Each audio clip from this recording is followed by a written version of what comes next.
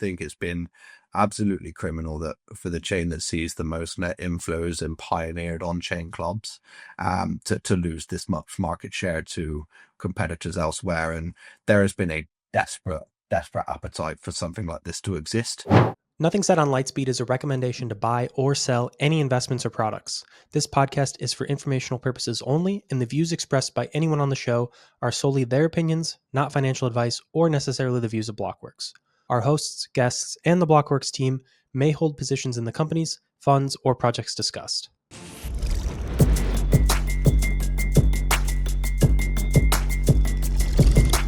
Hey guys, welcome back to another episode of Lightspeed. Today I am joined by the co-founders of Bulk Trade, next gen Perps DEX coming to Solana, kdot and Jun Bug. How are you guys doing today? Glad to have you on. Good to be here. Thank you very much for the invite. I'm excited to get chatting with you. LFG, very excited over here. LFG indeed. All right, let's jump into it. I guess I think there's a lot of excitement right now. Certainly for like Perps on Solana. It's been, Perps had a pretty great end of 24 and then a pretty strong 2025, like as a category. But we've, I think the Solana ecosystem has kind of been waiting for really like a next gen offering or sort of like a state of the art offering for some time. I guess, can you walk me through maybe the difficulties in building like a competitive perp exchange on Solana? Why has it been so challenging to really like get up and compete with, the Hyperliquids and the lighters and these other exchanges that are doing significant volume and activity?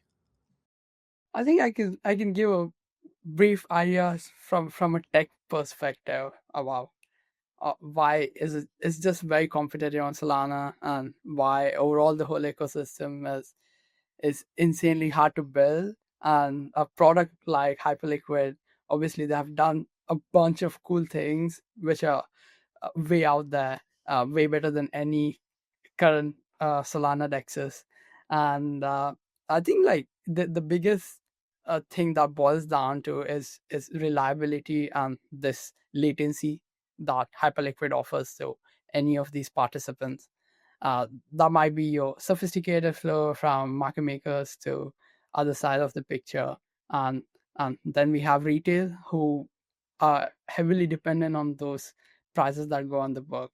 And Solana, even though it's very fast, it's 400 milliseconds, the fastest decentralized blockchain out there, still lacks this high frequency sort of experience that you get on chains like Hyperliquid, which are very purpose built, and the latency for these machines are under 70 milliseconds as they reported, and they all stay in a single place. There's no fee markets that you got to worry about, and there's no compute constraints like we have on Solana, where you have to worry about your fees, orders going through, and running a Perps DEX is very, very hard for compute, as you have to write a risk engine that is insanely heavy, and running that on Solana is just very, very expensive, and 400 milliseconds makes it even more expensive to do that.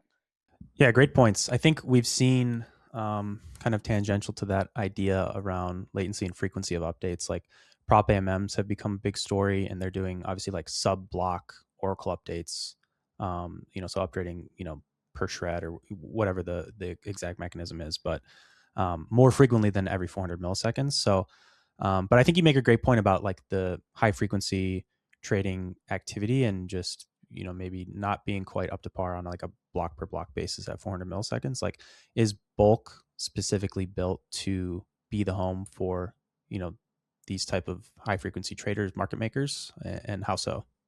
Yeah, well, when we started working out on Bulk, we started out as market makers. So we did a bunch of market making on Solana, and we did experience a bunch of these issues and a bunch of things a couple of years ago. And we've been like actively thinking from day zero, how should a Perps DEX should be designed from the root up, and what specific properties does need to have to be very competitive and also allow either side of the flow without having to sacrifice any of the decentralization. So for us, we're trying to focus on this one specific goal, that is let's blend highest amount of performance with decentralization. And this performance is now sub 20 milliseconds of latencies, uh, a distributed operator set that does all the matching. And at the same time, we have all sorts of rich asset composability and experience for any of the flow who are coming from Solana. So all in one to put together, market makers get the lowest latencies, the best decentralization that you get on Solana. And on top of that, you get to have this dedicated environment that only does perp trading and nothing more.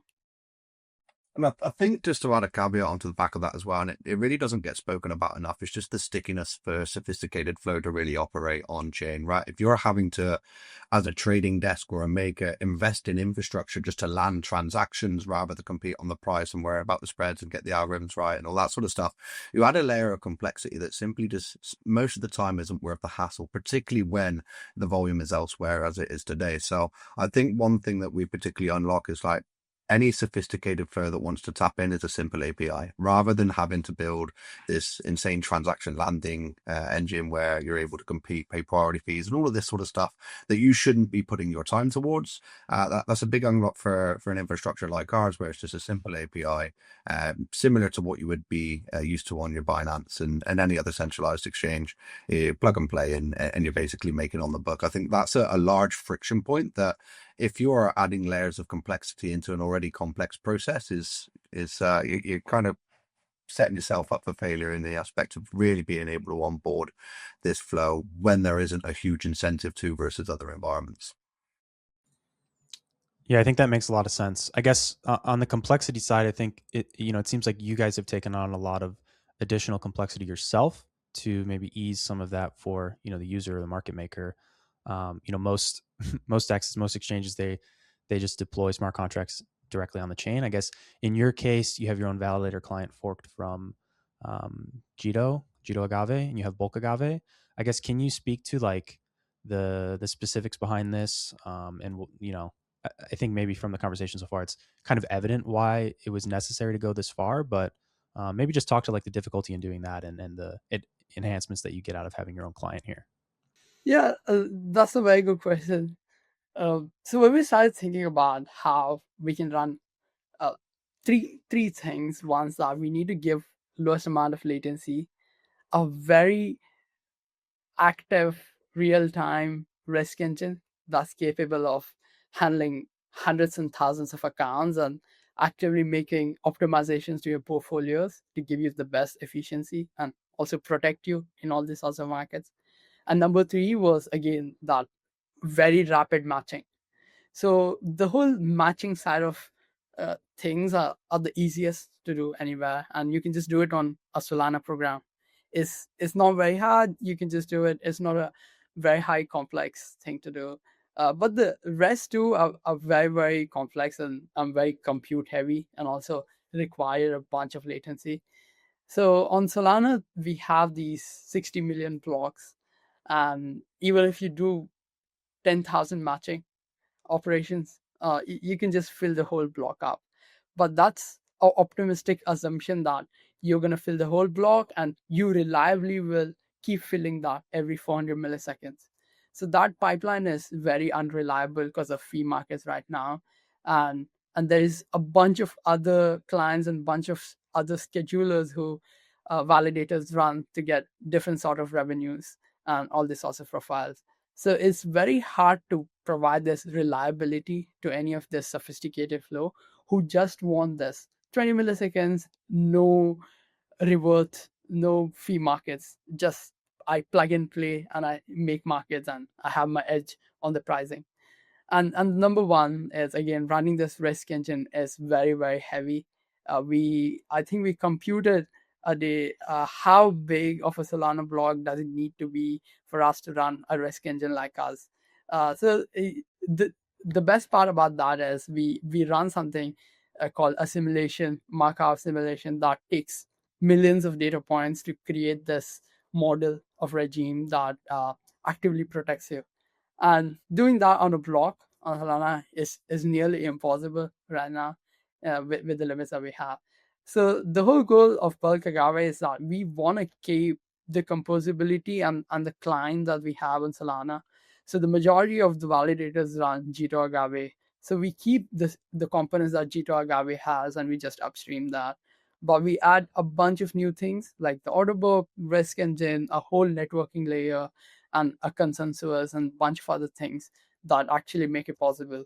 So validators keep running the agave paths, but on top of that, the hardware remains the same. We use the same stake that validators have on the same identity keys and all these sorts of things to create this kind of like a pseudo network inside of these validator clients. And now they have a consensus, they have a ledger that's only designed for one specific thing, just trade perps without having to worry about any of the other fee markets. I think that makes a lot of sense. I guess so. You end up sort of with like this extra sort of sidecar process that's unaffected by really the rest of the network activity, which is it's a nice elegant solution. Do you have to think a lot about onboarding like a certain number of that? Like, is there concern around centralization here, or like getting a certain number of validators to run this extra process? Matching and hitting orders for bulk, or is it fine if the team, the protocol runs a few of these nodes and like that's sort of enough? Yeah, I think this is kind of like the biggest question, right? And we're seeing that in majority of perp dexes today, even the ones that aren't single sequencers and that they have a distributed validator set, like the majority of stake is still controlled by the team.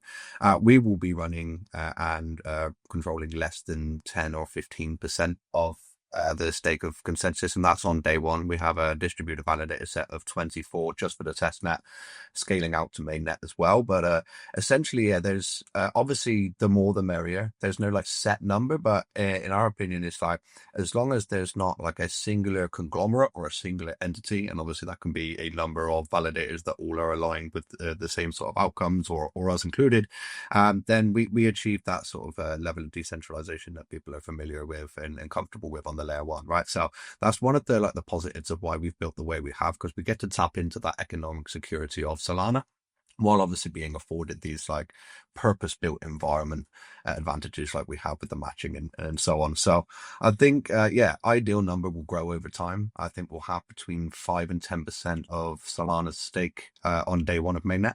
We'll be launching the open testnet with around 5%, maybe a little bit under. So it's a decent set there.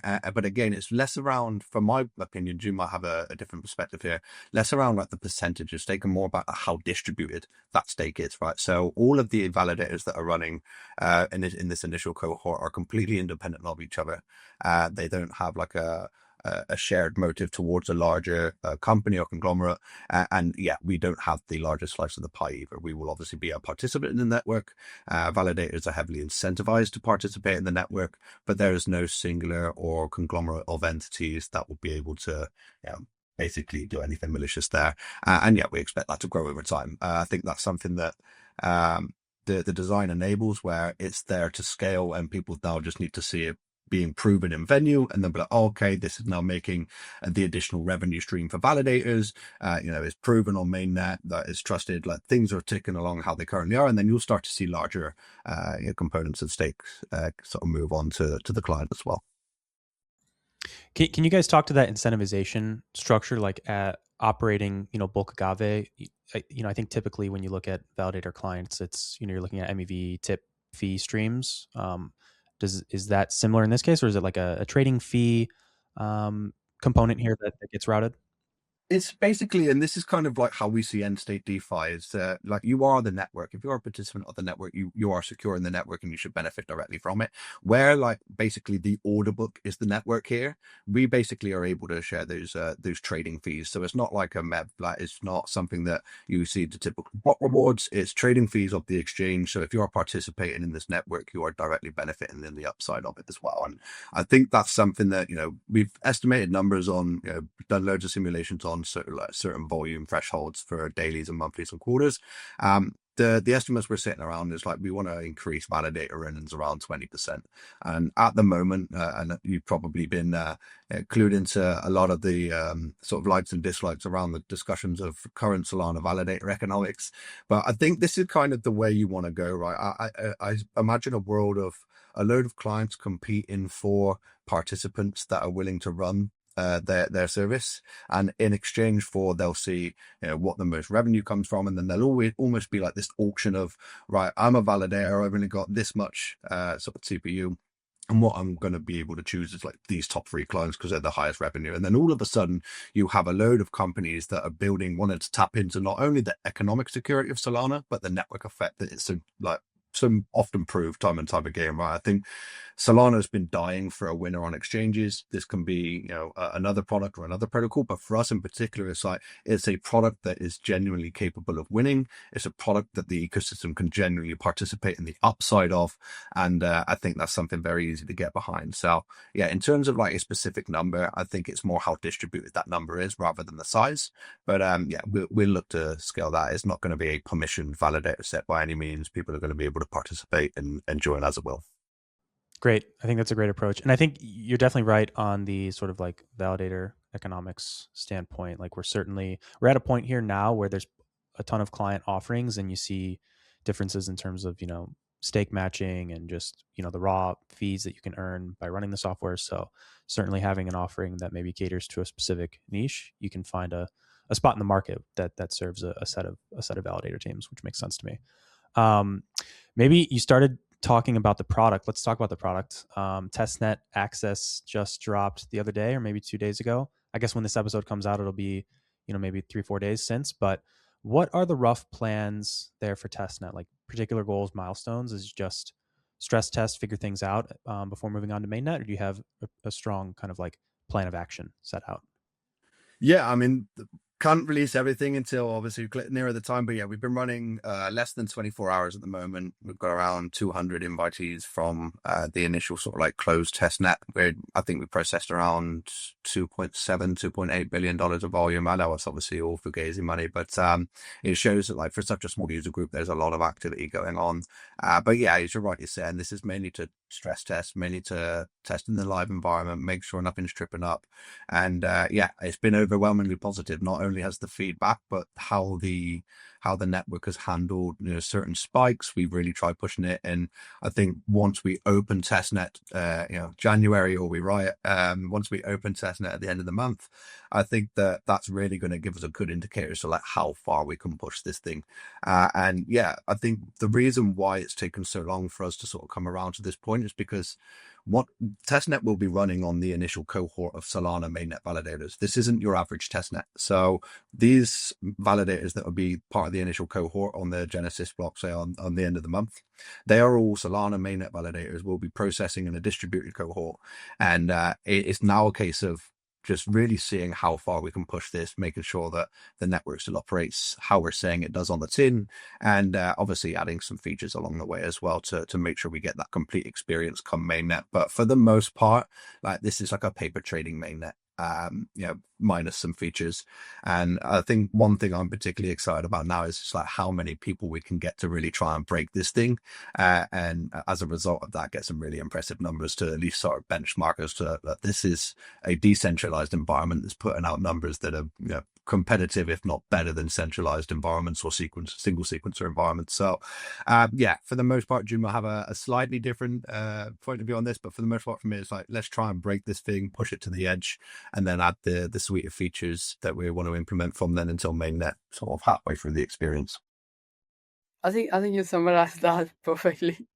It's also about, yes, we're gonna break it. At the same time, we get to learn a lot about the audience who are trading, the liquidity that's flowing in, and at the same time, we're working closely with different sort of market makers and trading desks and a bunch of other people who do pretty cool stuff. And there's people who are very, very latency sensitive, and there are people who are very strategy sensitive, and there's people who just do in between of that, and new market makers and different sorts of consumer apps and all these sorts of people. So we're trying to build an experience that serves them all, essentially give this latency to these people and this reliability to these people. And also the other side is that developer experience, where you can use these APIs to build any sorts of these applications and all this sorts of things. So right now we have a bunch of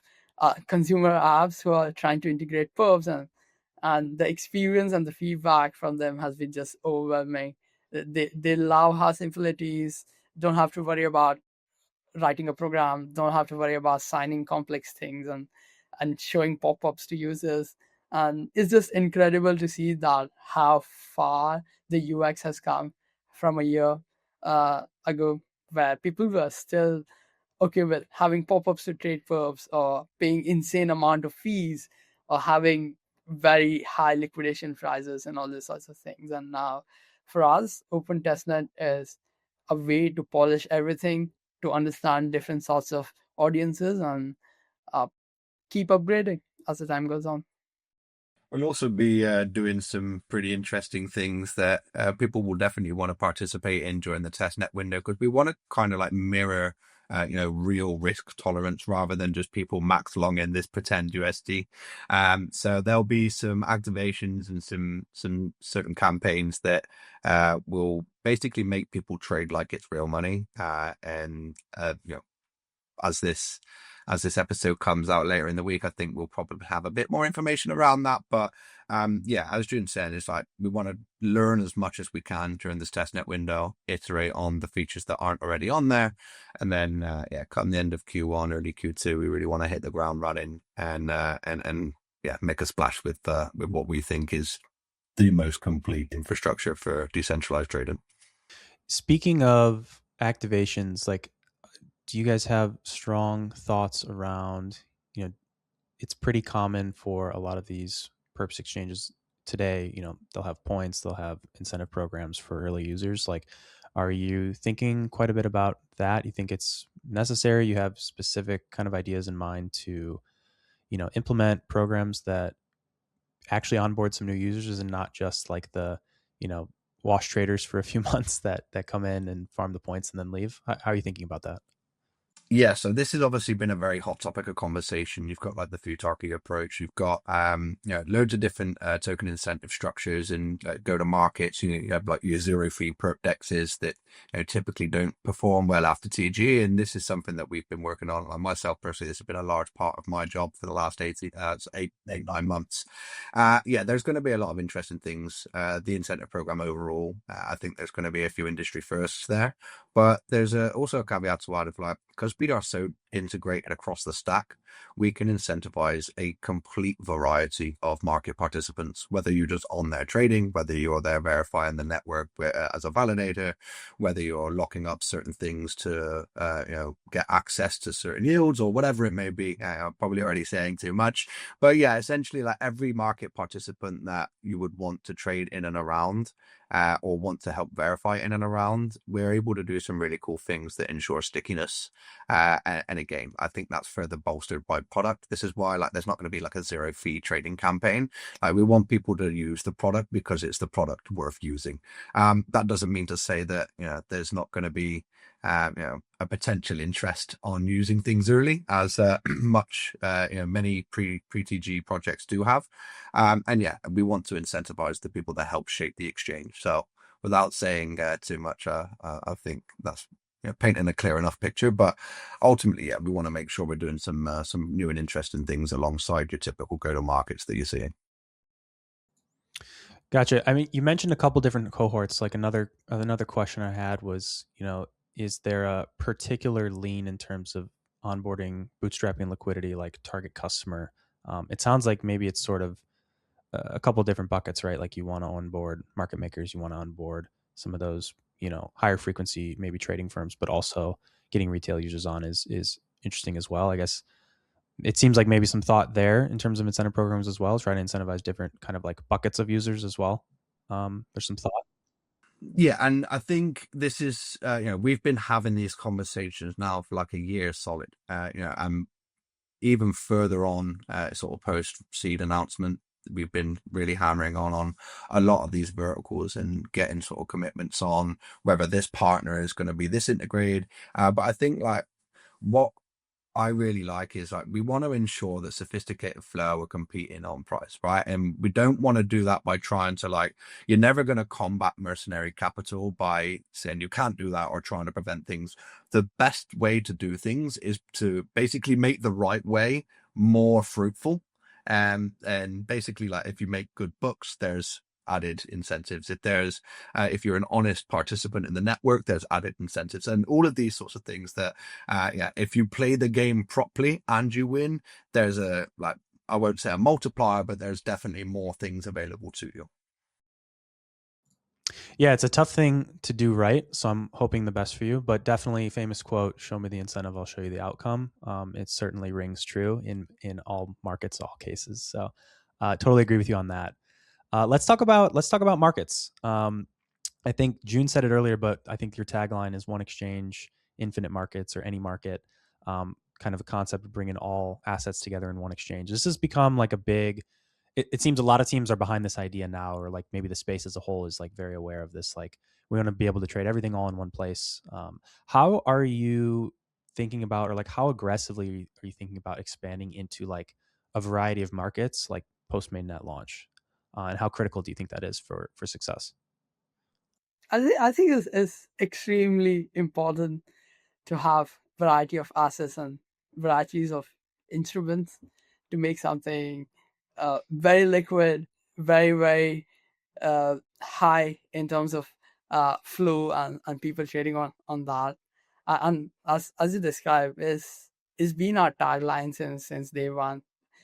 Infinite markets in a single place, and the core part of that enables all of this is essentially this risk engine that's capable of handling the whole margining side of things for the perps, but at the same time allows varieties of collaterals and bunch of other things in a very risk optimized portfolio for your user. So we will begin by something we call portfolio margin mode, where a single portfolio shares the margin across all your positions. And for now, we begin with perps as an instrument. As we slowly expand out, we allow variety of other collaterals that can be used to trade on bulk. And a couple of those are very important, from your lending and borrowing positions on Camino, Loopscale, and a bunch of others like exponents, yield tokens, and all these sorts of things, where you have all these sorts of ideal capital just sitting there, waiting to have some sort of exposure to the market.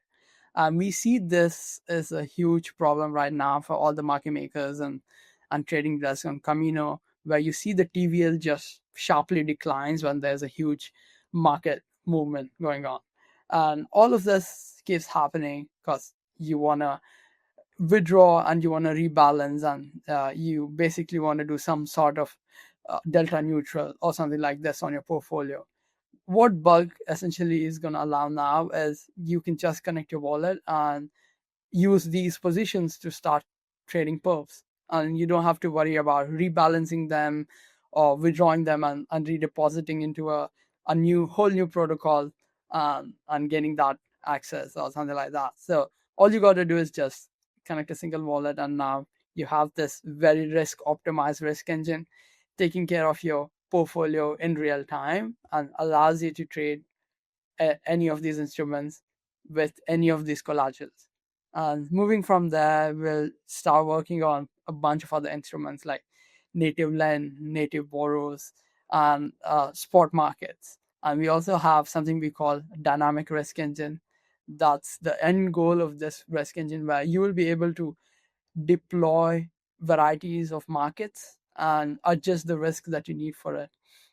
So right now we have a bunch of prediction markets who love using an order book, and with the whole prediction market craze, everyone wants to trade prediction markets. And the coolest thing about prediction markets is that people are trying to figure out how they can trade this, and the first thing that they are doing is these tokenized perps for all of these markets, which sounds good, but it's not capitally efficient.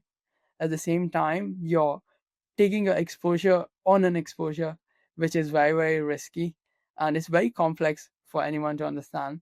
So what Bulk would allow you to do is you can use the order book to build a prediction market on top, while defining the risk aspects of what you would need for that. So let's say a prediction market doesn't need any of the margining rules because there's no leverage going on. So you can simply define that on the risk engine, and now you have this one infrastructure that is very, very fast, has all the market makers, has the flow, and now you can create any of these instruments. So that's the end goal of the tagline, and that would allow a lot of capital efficiency with this risk engine that we have, where you have different collateral in a single account with different instruments. I think, yeah, it's important for us first to do one thing better than everyone else, right? I think if we're able to prove venue and prove like this is as fast as it's supposed to say, as decentralized as it should be, and all of these sorts of things, and we prove that venue, we then have the ready-made distribution to be able to then roll out this wider suite of products. So I think what a lot of companies do, particularly in this hyper-competitive market, is like they're trying to do everything at once. They're trying to do options. They're trying to do equity perps. They're trying to do traditional perps and trying to do prediction markets. I think our laser focus, and at least for the first like quarter to 2 quarters, is like, let's build the best decentralized perp decks for the market that we are operating in.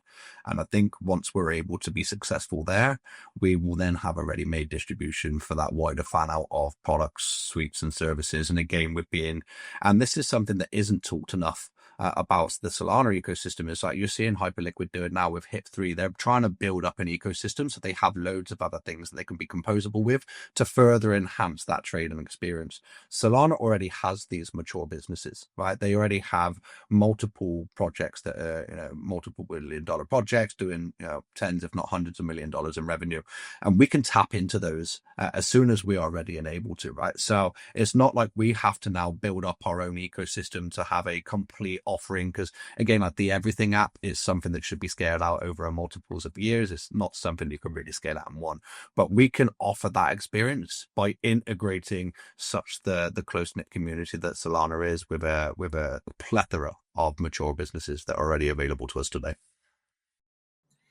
I think that's a great point. When I think about some of the potential different markets, like, on Solana, you've got stock tokens now. There's like some of the tokenized commodities. You've got gold, and while these might be relatively small, like I don't know that the typical user might not really find the experience of trading a low liquidity, S&P token quite there yet, up to par. Maybe bringing that into a perps venue or using it as the backend for like a perps venue, and then you get market makers on board and they actually really like trade that a bit more tightly. It could be more interesting, and like you said, you don't have to do all the legwork of standing up all of those markets yourself. So that's an interesting point. I think the prediction markets, Jun, your comments about prediction markets as well, I think makes a lot of sense. The timeline to becoming an everything platform is certainly a consideration. I guess there's 2 parts of an everything platform in my mind. There's all these different markets, right? You can have crypto, you can have options, you can have prediction markets, all these things, and then there's also this other side of like the platform venue offering, in terms of you can trade, but also you can earn yield on your idle capital. You can maybe stake, you can do XYZ other thing. How are you guys thinking about maybe like that end of the equation in terms of like the other sort of like broader platform offerings outside of just the trading? Yeah, I think it's just further expanding on what we were speaking about a moment ago, right? Like we can tap into these pre-existing companies and networks and communities that are already interacting with these sorts of markets and instruments, and really build out that sort of initial user base. And then over the longer period of time, we can really start to like localize that and have it like more in-house and a more complete offering. So it's like everyone wins because they get to tap into a larger source of liquidity with, hopefully touchwood, a big user base on a up and coming new shiny object that's being largely pushed and all this sort of stuff. And we get the added offering of being able to tap into something where we don't have to go now and hire 5 or 6 people to focus on building that out, right? I think, again, about losing focus is like, we want to be laser focused on this one thing right now. And other teams are laser focused on lending. Other teams are laser focused on yield bearing stables and all of these other instruments. So why don't we work together to, one, bring you more of a user base and more of a flow, but also to bring us more of a complete offering earlier on without us trying to put too many hands and too many pies as an internal team and spread ourselves too thin. Great point. I feel like we see this, like when I just think across some of the successful teams out there, like the Phantoms, even thinking to fintech, like the Robinhoods, you see this approach of like integrate first, and then if it's successful, kind of build, maybe expand or build out with in-house a little bit more deeply. And that seems to be working well. And I think to your point, like, I don't know, not to speak about other teams so much, but like a lot of the wallets have done this recently, right? They've integrated Perps and XYZ other thing. And it's usually just, okay, we're integrating with this existing platform and kind of proving out the idea. So I think the sort of the inspiration for your approach makes a ton of sense. That's where we've seen probably the most success in, like you say, you don't have to maybe spend a bunch of money or time trying to prove something out just to see if it was a success or failure from the get-go. Maybe thinking a little bit more broadly, like bulk and kind of the relationship to Solana, like your architecture relies on high performance. Obviously, this sort of sidecar process that operates the exchange is separate from maybe some of the other trading and DEX trading and other on-chain activity that happens on Sol. But I guess, is there any risk or concern around just like kind of broader Solana network congestion that can prove an issue for bulk, or are you largely disconnected from that? Have you had to build around that?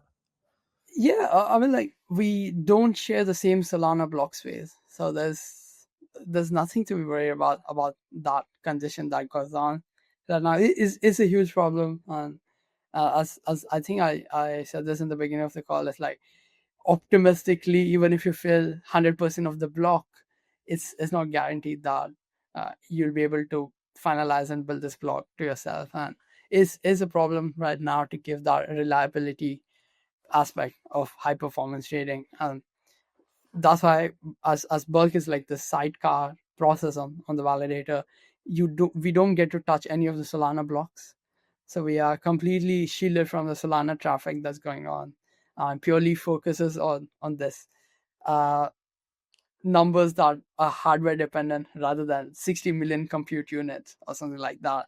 Here is the scaling is now how powerful is every single validator with the hardware, and how many orders we can push through without having to worry about those limits. But then we do also then get to push back from the success we see from that, right? Because you can say, as like a diehard Solana maximalist, or even the Solana team themselves, that they would probably prefer a fully native L1 where the execution happens on the L1, right?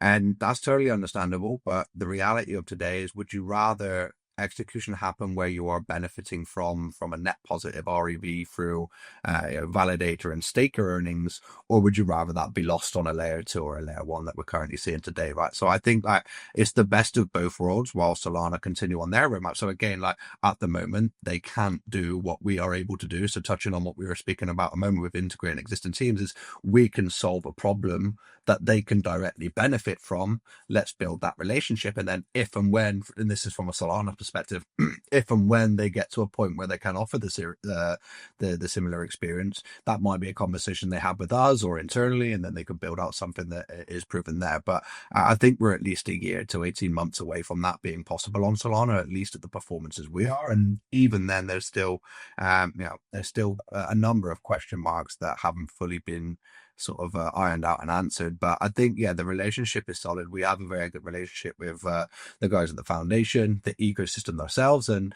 I think, yeah, let's provide the best solution possible while still having the ecosystem directly benefit from the success. And then if and when things mature to a point where it does make sense that we can integrate or they can do anything elsewhere, then I think that's what you'll typically start to see happen maturing. But yeah, for the meantime, like, this is in our humble opinion, the best shot Solana has at bringing perps home. I think it's been absolutely criminal that for the chain that sees the most net inflows and pioneered on-chain clubs, to lose this much market share to competitors elsewhere. And there has been a desperate appetite for something like this to exist. And we're seeing that with our growth, not just from a product standpoint, but from a community, from a mind share standpoint, where we are today versus where we were even a year ago. People are really starting to like caught on. I was like, okay, this is like a real shot to bring that perpetual volume back home. And that's kind of our plan and incentive. But yeah, obviously the infrastructure needs to make sense in order to do so. And we believe ours does. Great points. I think you highlighted an idea that I was trying to touch on a little bit, was that you certainly see it in the Solana roadmap today, at least for the core protocol, around wanting to make blocks bigger, wanting to bring block times down, wanting to bring down consensus times. Like they're really trying to push kind of all of those core frontiers. I guess even latency, double zeros sort of trying to push on latencies for validators, end-to-end speeds. So there's an effort to really bring down those times even further and like really and target this market that's been hard to do, I guess, natively for all the reasons you outlined. I guess maybe from where you're sitting now, I'm curious, you mentioned like, maybe someday when it makes sense, you could do it all on chain. I'm curious if you have a strong opinion there one way or another, like that will or will not be possible. Like do fee markets kind of continue to make that a difficult thing in the future where you're just, constantly fighting over contentious state with kind of the rest of the network, and you'll always need to sort of do the sidecar process? Or if you scale enough at some point, does it make sense? I think the blocks need to scale a lot. When I say a lot, that's an understatement. It needs to be 1000x where it is today, and essentially that virtual machine aspect of Solana just has to become very, very big. So the whole concept of increasing bandwidth and reducing latency is a very good starter point for sure. But there are components which require huge amount of computation that blocks just cannot offer. At the same time, I would like to see some form of priority lanes or some sort of way that people can reserve computation without having to rely on fee markets. So we've seen this coming out with new payments chains like Tempo, where your payments always have this one reliable lane, not dependent on any of these fee markets, and payments just go burr. And people like that, right? And people love that because all these institutions now don't have to wait for these fee markets. I say remove fee markets, add a bunch of FIFO, uh, make it zero fee, or however we want to do it, depending on what makes sense, and essentially scale the virtual machine to a way that hardware is the restriction, not skill issues. So that's a couple of things for sure, but there are a bunch of other caveats that we need to think about that actually fit together to make this possible natively on a program level. Uh, this would be the beginning of it, and then from there, there's a few more components that we would need to actually make it fully native, fully composable, fully executable on a program.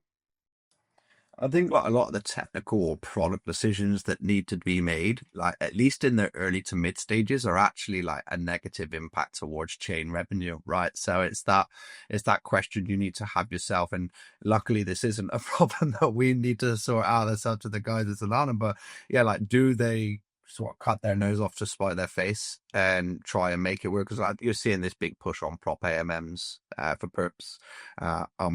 Strongly against that, which we can touch on in a moment. But yeah, a lot of this like IBRL stuff either introduces floats very closely along a gray area of centralization, or is actually negative impact, at least in the short to mid-term, for chain revenue. But my argument would be layer ones or infrastructure is a game of scale. So if you win at scale long term, this is going to be far more impactful to the upside. But again, that's conversations that the guys will need to have with themselves, and that's the bets that they'll need to make. But yeah, there's still, like Jun's saying, a lot of questions that need to be answered. And even if they are willing to answer those questions, are they able to eat the economic cost for the short to mid-term to allow that to fully mature and achieve scale?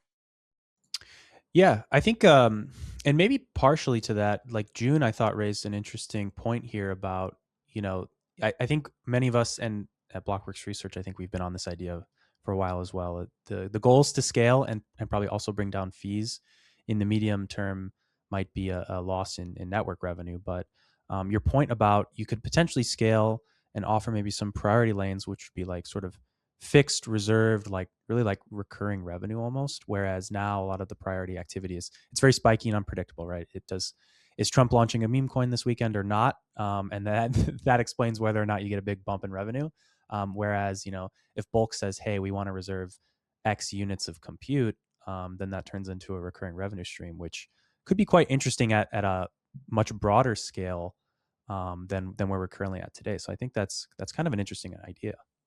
I think a recurring quantity is a lot more revenue than waiting on Trump launching a meme coin. That's just my opinion. I've spoken about this to a bunch more fellow Solana devs and a bunch of other people. It's very interesting what all these payment chains are doing, focusing on reliability and having this lane where no matter what, you have this compute only reserved for this, and this unlocks a lot of things, right? Like we've been talking about onboarding a bunch of normies or retail to crypto for the last couple of years. We've been saying 1 billion users, 1 billion users, and so far the growth for that hasn't been exploding.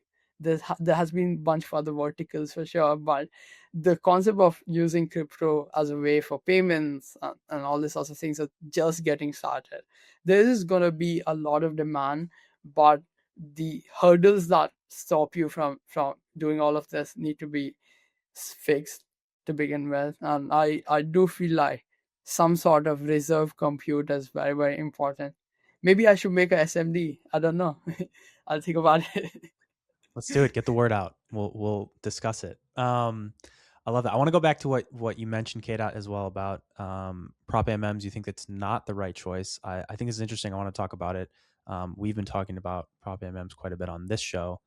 Carlos, my frequent co-host, has been following that space for a while. I guess I'm curious your thoughts there because I was also, there's not a lot of details yet in terms of like a perp exchange that operates on propAMMs, but it seemed like an interesting idea to me, just sort of offhand based on the success they've seen on the regular sort of just on-chain DEX side. Yeah.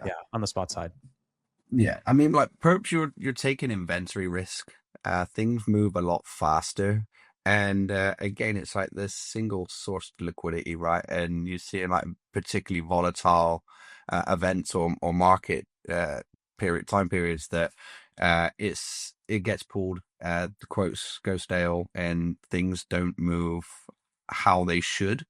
And I think this is kind of what a lot of people are missing when people are pushing these propAMM perp decks. They have a club on the back end, right? They have a club as like some vanilla hybrid model to satisfy the flow. So like there's obviously something inherently and underlying as an issue with just a straight propAMM when it comes to perps. And June's much more plugged into like the technical what it prevents than I am. But yeah, from my perspective, like things just move too fast. There's a lot of inventory risk that a propAMM would have to then take on because again, spot like you're just satisfying, right? But with perps, things move so fast in so many different directions on so many different markets. If you're not able to unify that liquidity and provide more accurate levels throughout what we would say as a book, then yeah, I think it's going to be very hard, particularly at scale, to satisfy that level of volatility. But June, I don't know if you have a slightly more nuanced opinion on that. I think like propAMMs where they are today are because of the limits that we have on Solana. right? We tried building clubs, right? We did open book, we had Radium after that, as a way that people did a bunch of aspects with open book and all these sorts of things. There has been a lot of innovations with clubs. We thought about this. There was a bunch of other competitors like Drift, Zeta, who all use a native club. And speaking of all of them, is like, again, coming back, there is a huge computational cost, and the fees and the cost required to update codes on these books is insanely high.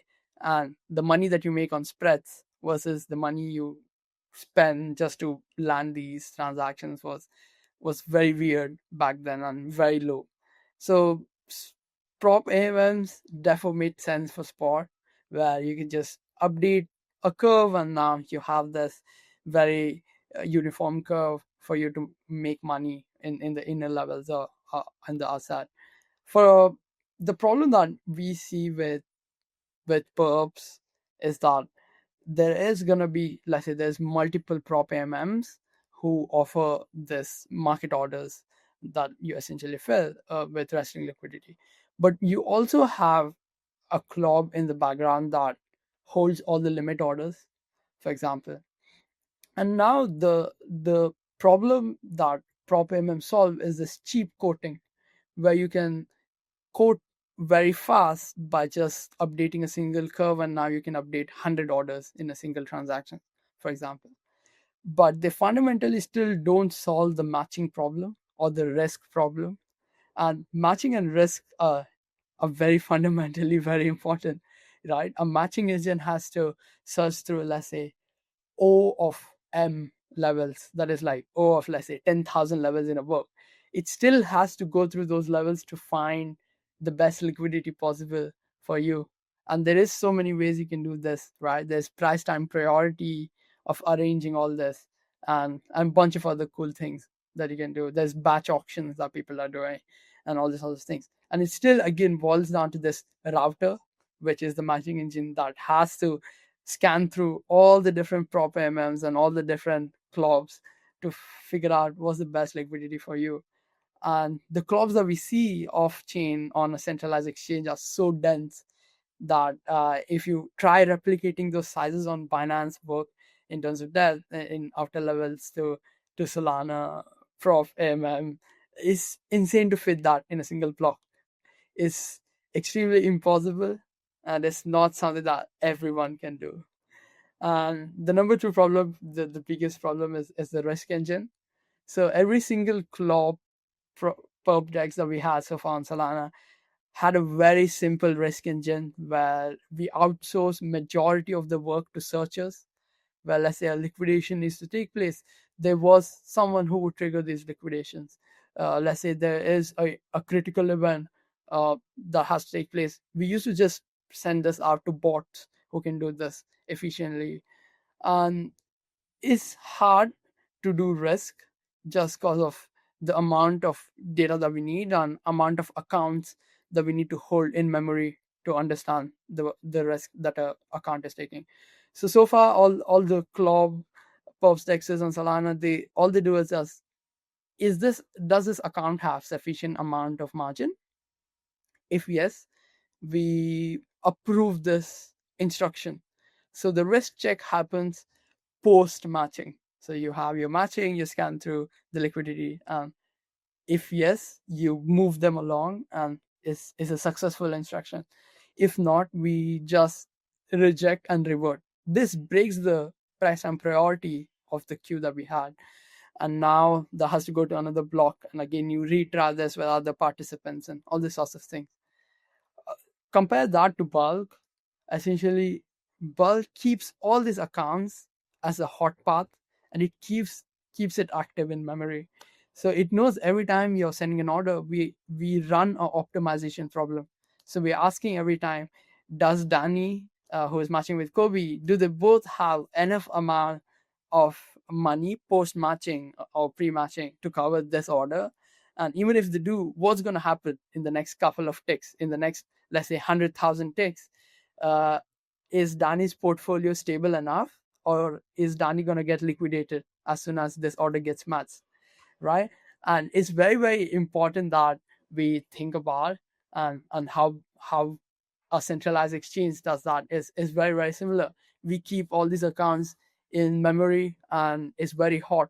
So very reactive, very fast, and it keeps protecting you. Unlike all the clubs that we had on chain where we just had to source all of this to searchers to do all the sorts of risk parameters or any of these risk checks. So I think like to put it all together, it's a big problem to solve. propAMMs do solve one side of that. There is a bigger side of the problem that still needs to be solved. And comparing the risk engines that you can build on a native program versus what you can always do on a centralized exchange like Binance or a decentralized exchange like us is totally different. And the experience and the capital efficiency you will get will also be totally different and totally weird. And you can actually measure that once everything goes live. Gotcha. One piece of the puzzle are propAMMs, but the puzzle is much bigger than just that piece. I think that makes sense. Maybe one last follow-up question before we end it here. We're getting close on time. Is I wanted to ask whether you think like the interesting makeup of Solana, at least in the spot sort of DEX landscape, is that aggregators have in Jupiter have been so core to like the experience that we've had this environment evolve where there's multiple propAMMs. Nobody has to go to like a front end for a propAMM. You just go to Jupiter, you tell them what you want, and then you get quoted for it. Is there a future where that happens? Like Bulk builds a great perps exchange, and then propAMMs come over to the Bulk perp exchange and they start quoting orders there, and then users go to some other aggregator front end for a perp trade and they just get quoted, to the bulk engine or something along those lines rather than going directly to the front end. I'm curious your thoughts there. Yeah, I think that's definitely possible. I was actually made a tweet about this and spoke to the chats at Titan how if this was possible, how we could do this.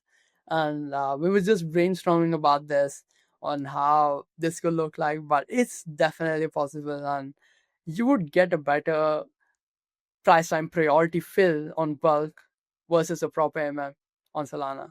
So you can essentially get the price exposure that is almost 100 times better because bulk is moving incredibly faster versus a Solana block time. And now you're almost competing with the liquidity leaders like Binance that we have. So the aggregator now is just telling the bulk as the sidecar, I want to match this in this specific bulk tick or bulk slot that we have, which is already faster than the Solana block. And you get this price that is locked in. And now once the Solana block hits, we insert a transaction in that block that exchanges the money between a user on Solana versus the market maker or propAMM on bulk.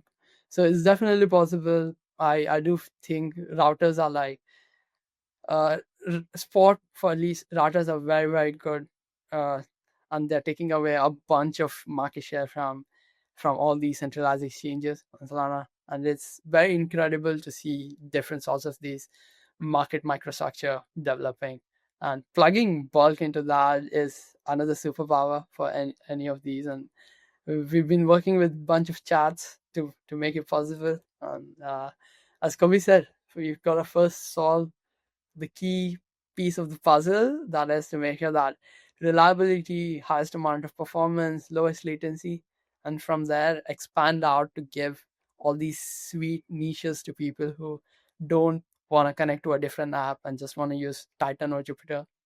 Cool. Very thoughtful. It's interesting to hear you say that it's something you've been thinking about. We've definitely seen it, at least the broader ecosystem kind of like slowly been more and more moving in that direction. So curious to see how it plays out on the perp side, as we haven't really seen that yet. Maybe one last for you guys, just so you can close things out here. Some early testnet access is live now, full testnet access coming. I guess, can you just give the listeners a quick clue into like rough timeline for bulk, what's coming, what should they expect? So open testnet end of the month, mainnet end of Q1, early Q2, and then obviously from there we'll scale. But that's where we're looking. Let's do the hard part first, and then we can do all the fun stuff later. Awesome. Perfect. Well, it was a pleasure to have you guys on. I know as sure as I am, some folks on the Blockworks research team I know are excited as well, and I'm sure hopefully some of the listeners are excited for that full mainnet launch of Bulk. We're excited to see kind of what the product can do, and hopefully that early testnet look will be a positive look into the scale, the speed, the matching capabilities. So we're looking forward to it. Glad to have you guys on, and it was great chatting with you. Likewise. Thank you very much for having us. Speak soon. Thanks for having us. Ciao. We'll catch you all next time.